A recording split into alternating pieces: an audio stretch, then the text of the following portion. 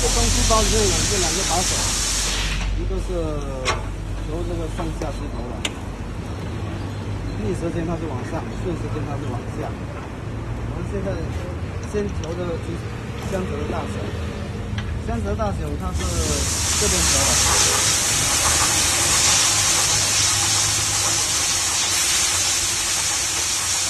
先把它尽量打开。 这个箱子可以自由进出，然后我们就调箱子的高度。这样子，这个地方刚好碰到箱子的高度就好了。然后这上高度就已经调好，调好了以后我们调宽度，宽度的两边把这个箱子都夹住，两边皮夹住，就是皮带能够把它接着送走。 这样我们一开机。